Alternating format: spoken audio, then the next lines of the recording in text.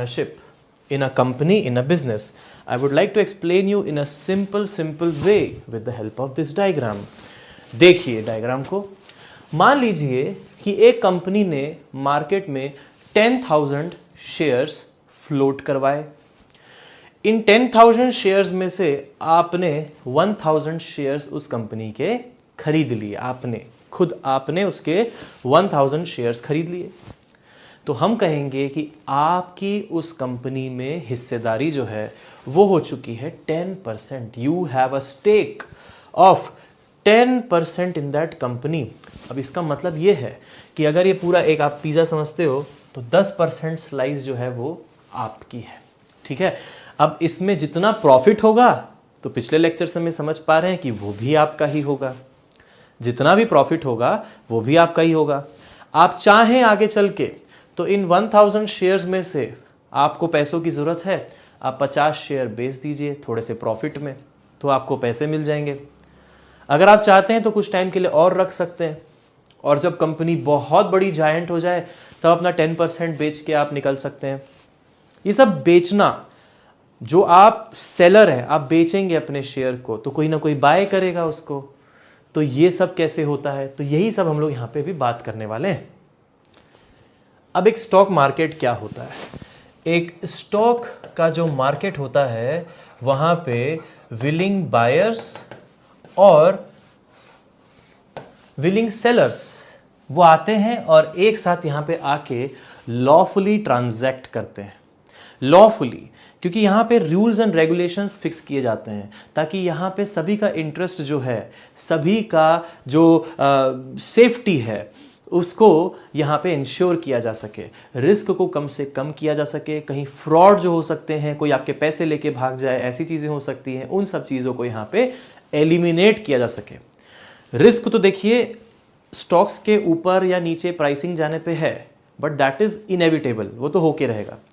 लेकिन हम ये नहीं चाहते कि हम किसी ऐसे को सेल कर दें जो आपके स्टॉक्स लेके भाग जाए, आपको उसके पैसे ना मिलें, आपने अपने शेयर्स बेचे लेकिन आपको पैसे ना मिले। तो एक स्टॉक मार्केट जो होता है ना, ये एक लीगल तरीका होता है इन सारे प्रोसेसेस को स्मूथली फंक्शन करवाने का, जहां पे एक बायर और एक सेलर आकर के जुड़ते हैं, आकर के मिलते हैं। ये एक मार्केट प्लेस होती है, वहां पे सब लोग आते हैं। इसी स्टॉक मार्केट में जो खरीदने बेचने की जो प्रक्रिया होती है, इसको, ये खरीदने बेचने की प्रक्रिया को हम लोग कहते हैं ट्रेडिंग। इसको कहते हैं ट्रेडिंग। और यहाँ पे ये वर्ड जो होता है stock market trading, it represents that thing only. ये जो स्टॉक मार्केट में जो ट्रेडिंग होती है, तो ये जो स्टॉक मार्केट में जो ट्रेडिंग होती है, that can happen either in a primary market और it can also happen in a secondary market. ये काम एक प्राइमरी मार्केट में भी हो सकता है और यही काम एक सेकेंडरी मार्केट में भी हो सकता है। इसके बारे में हम लोग नेक्स्ट लेक्चर में बात करेंगे, अपकमिंग लेक्चर में बात करेंगे। आगे बढ़ते हैं और हम ये समझते हैं कि यहाँ पे कौन कौन पार्टिसिपेंट्स होते हैं जब हम स्टॉक मार्केट में इन्वेस्टमेंट कर रहे होते हैं। Who are the participants here, who participate? एक तो सेलर है, जो बिजनेस ऑर्गेनाइजेशन खुद हो सकती है, या फिर कोई और जिसने पहले शेयर ले रखे हो वो शेयर बेचना चाहता हो, वो एक सेलर है। ये बायर्स कौन कौन होते हैं? आइए बायर्स को समझने की कोशिश करते हैं। एक बुक्स में, टेक्स्ट बुक्स में ग्राफ दिया जाता है, इस ग्राफ को समझने की कोशिश करते हैं।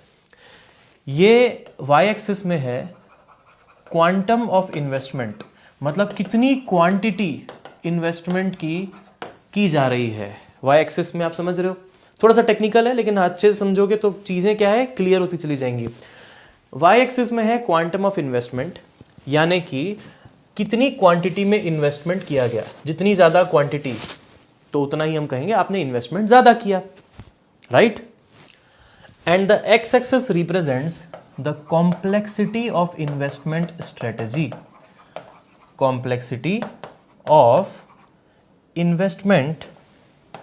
Investment strategy. ये बहुत ही इंपॉर्टेंट हो जाता है समझने के लिए कि हम कौन हैं in a stock market who we are, where we lie. यहां पे जो क्वांटम ऑफ इन्वेस्टमेंट जिसका कम है और जिसकी इन्वेस्टमेंट स्ट्रेटेजी बहुत ज़्यादा कॉम्प्लेक्स नहीं है, उसको लग रहा है कि अच्छा जिंदल के जो है स्टॉक्स बढ़ रहे हैं, चलो ठीक है उसमें लगा देते हैं, तो वो क्या है, वो बहुत ज़्यादा कॉम्प्लेक्स नहीं करता कि थोड़ा यहाँ थोड़ा वहाँ, फिर यहाँ से निकाल के वहाँ, वहाँ से निकाल के यहाँ, हर दिन चेंजेस करना, इतना कॉम्प्लेक्स काम नहीं करता। ऐसा इन्वेस्टर कहा जाता है वो है एक retail investor. Retail investor, retail investor जो होता है वो कहीं यहाँ पे लाई करता है, जिसका क्वांटम ऑफ इन्वेस्टमेंट कम होता है और जिसकी कॉम्प्लेक्सिटी जो होती है वो बहुत ज़्यादा नहीं होती, वो सिंपल वे में अपने फंड्स को मैनेज करना चाहता है। एक दूसरा इन्वेस्टर होता है, उसको कहते हैं institutional investor. They are called as institutional investor. ये जो इंस्टीट्यूशनल इन्वेस्टर होते हैं ना, इनकी कॉम्प्लेक्सिटी जो होती है वो भी बहुत हाई होती है और इनका क्वांटम ऑफ इन्वेस्टमेंट भी, ये 50 लाख 1 करोड़ वाली बात नहीं करते ये लोग 1000 करोड़ 2000 करोड़ 5000 करोड़ ऐसे इनके इन्वेस्टमेंट होते हैं। इनका क्वांटम ऑफ इन्वेस्टमेंट इतना हाई होता है। ये होते हैं इंस्टीट्यूशनल इन्वेस्टर्स। रिटेल इन्वेस्टर्स ना हम लोग जैसे होते हैं, हमारे आपके जैसे लोग, इंडिविजुअल पर्सन्स मोस्टली, वो होते हैं रिटेल इन्वेस्टर्स। ये वो इन्वेस्टर होते हैं जो अपनी इन्वेस्टमेंट की जो चॉइस होती है, रोज़ाना अखबार पढ़ते हैं, रोज़ाना चीज़ों को एनालाइज करने की कोशिश करते हैं, सही जगह पैसे लगाने की कोशिश करते हैं। इनके पास कभी 5000 है, कभी 50,000 है, कभी शायद 5 लाख है, उसको ये किसी किसी जगह पे डालते हैं जहाँ पे इनको लगता है अपनी सूझबूझ से कि यहाँ पे पैसे बढ़ने की उम्मीद है।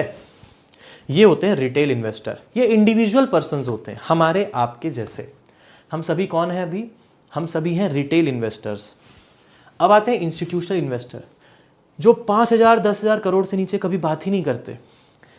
ऐसा कौन करता होगा? इंस्टीट्यूशनल इन्वेस्टर्स बहुत सारे होते हैं। इसमें मेजॉरिटी तो इंडिया में तो बैंक्स हैं, इसमें इंश्योरेंस कंपनीज आ जाती हैं, इसमें हेज फंड्स आ जाते हैं। इनके बारे में अपन देखेंगे बाद में, एडवांस्ड कोर्स वगैरह में बात करेंगे हेज फंड्स वगैरह, राइट। इसमें अपने को भी इन्वेस्टमेंट तो करना नहीं है। उसके बाद इसमें आपके म्यूचुअल फंड्स आ जाते हैं, म्यूचुअल फंड्स आ जाते हैं, राइट। और इसमें अदर चीज़ें भी आती हैं, अदर इंस्टीट्यूशंस भी आते हैं, बड़े बड़े, कभी कभी गवर्नमेंट इंस्टीट्यूशंस भी होते हैं, प्राइवेट होते हैं। ये जो बड़े बड़े इंस्टीट्यूशंस होते हैं ना, ये लोग क्या करते हैं, जैसे बैंक्स हैं, आपको इंटरेस्ट देती हैं आपके सेविंग्स पे 4%, 4.1, 4.2% ऐसा सेविंग्स पे इंटरेस्ट मिलता है। ये इंटरेस्ट आपको क्यों दे पा रहे हैं? ये कोई पैसा छाप तो नहीं रहे हैं, तो ये आपको एडिशनल क्यों दे पा रहे हैं? क्योंकि इनको कहीं ना कहीं से पैसे मिल रहे हैं। इन्होंने अगर किसी को लोन दिया है तो उसका इंटरेस्ट मिल रहा है, अगर लोन नहीं भी दिया है तो ये क्या करते हैं, ये बैंक्स या इंश्योरेंस कंपनीज, जैसे कि फॉर एग्जांपल आपने कोई इंश्योरेंस कंपनी में कोई एक टर्म प्लान कराया, एक होता है, एक टर्म प्लान कहते हैं। एक बार आप पेमेंट कर दीजिए 25-50 हज़ार रुपये, मरने के उपरांत आपके नॉमिनी को 50 लाख रुपए दे देते हैं ये लोग। तो ये चीज़ें कैसे मैनेज कर पाते हैं कि ये इतना सारा जो है, जो किसी को अगर क्लेम देना है तो इतना सारा दें, बैंक्स अगर इंटरेस्ट देना है तो इंटरेस्ट दे पाएं, कैसे हो पाता है ये सब? ये सब इंस्टीट्यूशनल इन्वेस्टर्स के द्वारा ऐसे हो पाता है। आइए समझिए, ये लोग क्या करते हैं, ये इंस्टीट्यूशंस क्या करते हैं, ये एक फंड मैनेजर को अपॉइंट करते हैं। एक या दो या उससे भी ज़्यादा हो सकते हैं, बट अभी के लिए एग्जाम्पल के लिए हम एक फंड मैनेजर ले रहे हैं। फंड मैनेजर के अंदर होते हैं एनालिस्ट, जो एनालिसिस करते हैं पूरे मार्केट का डिटेल में। ये वही होते हैं IIM वाईएम पास आउट लोग जो होते हैं ना, ये सब वही होते हैं एनालिस्ट। उसके बाद होते हैं ट्रेडर्स, ये भी वही लोग होते हैं जिनको मार्केट के बारे में बहुत डिटेल में, और उनको सारे इंडेक्सेस पढ़ना आता है बहुत अच्छे से, इनको प्रोपोर्शंस बहुत अच्छे से देखना आता है, कंप्यूटर सॉफ्टवेयर सोफिस्टिकेटेड ये लोग रखते हैं। ये सब वो लोग होते हैं। तो इंस्टीट्यूशंस फंड मैनेजर को रखते हैं। अब फंड मैनेजर को इन्होंने क्या किया, लेट अस सपोज 5000 करोड़ रुपए दे दिए। अब 5000 करोड़ रुपए को ये क्या करेंगे, इनका दिन भर का काम यही होता है, स्टॉक्स में पैसे लगाना, और फिर कभी कभी तो ऐसा होता है उसी दिन निकाल भी लेना, थोड़े से प्रॉफिट करके 10% 5% प्रॉफिट किए, निकाल लिए उसी दिन। उसके बाद वो एनालिसिस करते हैं। इसी तरीके से फिर वो एनालिस्ट जो एनालिसिस करते हैं तो ट्रेडर्स उस पर पैसे लगाते चले जाते हैं। और ये फंड मैनेजर्स उसको पूरा जो है कंट्रोल कर रहे होते हैं। म्यूचुअल फंड्स आपने सुना होगा। म्यूचुअल फंड्स क्या होते हैं? आपने थोड़े से पैसे दिए और उसके बाद, इसलिए बोलते हैं mutual funds are subjected to market risk, please read the offer documents carefully before investing. यही इसलिए बोलते हैं। अरे म्यूचुअल मतलब मेरा पैसा, आपका पैसा, उसका पैसा, इसका पैसा, सबका पैसा आ गया एक जगह, इनके पास बहुत सारा पैसा आ गया, अब ये लोग अपने गेम पे लग जाएंगे। तो म्यूचुअल फंड यही होता है कि बहुत सारे लोगों का पैसा लो और उसके साथ ये गेम खेलो। अब इसमें रिस्की भी हो सकता है, लेकिन क्योंकि ये लोग थोड़े एक्सपर्ट होते हैं तो इसीलिए लॉस या नुकसान होने का जो चांस होता है वो रिलेटिवली कम होता है। कभी कभी होता भी है नुकसान। तो इसीलिए कई लोग रिटेल इन्वेस्टर बनना प्रिफर करते हैं। वो खुद एनालिसिस करके खुद देखना प्रिफर करते हैं, क्योंकि क्या होता है इसमें जो फंड मैनेजर और जो एनालिस्ट ट्रेडर कर रहे हैं, इसमें अगर थोड़ी सी भी चूक हो गई तो आपका पैसा पूरी तरीके से डूब भी सकता है, राइट। लेकिन हाँ, अगर प्रॉफिट होता है तो वो भी हो सकता है बहुत अच्छा खासा म्यूचुअल फंड्स में। तो इस तरीके से एक अग्रीमेंट होता है हमारे आपके सबके बीच में, इनके साथ, इंस्टीट्यूशंस के साथ। इंश्योरेंस वाले इतना क्लेम कैसे दे पाते हैं? वो इसीलिए दे पाते हैं क्योंकि वो रेगुलरली, इनके फंड मैनेजर्स यही काम कर रहे होते हैं और इसीलिए वो अपने पैसे को ग्रो कर पाते हैं और इस तरीके से वो क्लेम्स वगैरह जो होते हैं वो दे पाते हैं। इंश्योरेंस वो आपकी गाड़ी के भी हो सकते हैं, आपकी लाइफ कवर के भी इंश्योरेंस हो सकते हैं, किसी के एजुकेशन के लिए भी हो सकता है, किसी के प्रॉपर्टी के लिए भी हो सकता है, राइट। तो ये सारे के सारे इंश्योरेंस जो होते हैं ना, ये सब ऐसे ही वर्क करते हैं। और भी बहुत सारी चीज़ें हैं, बट हम लोग कहाँ पे लाई करते हैं? हम लोग यहाँ पे लाई करते हैं। हमें अपनी नॉलेज यहाँ पे बढ़ानी है, हमें इन पे फिलहाल रिलाय नहीं करना है। इस कोर्स में हम ये कैसे अच्छे बने, कैसे अच्छे रिटेल इन्वेस्टर बने, इस पे आगे बढ़ना है। I hope you got the point. तो अब हम अगले सेशन में ये देखेंगे प्राइमरी और सेकेंडरी मार्केट्स क्या होते हैं। प्राइमरी मार्केट्स में कुछ ऐसे टर्म्स जैसे कि आईपीओ और एफपीओ, ये सब क्या होते हैं, और सेकेंडरी मार्केट्स और प्राइमरी मार्केट्स में इन्वेस्टमेंट स्ट्रेटजीज कैसी कैसी होती हैं। चलिए पढ़ते हैं।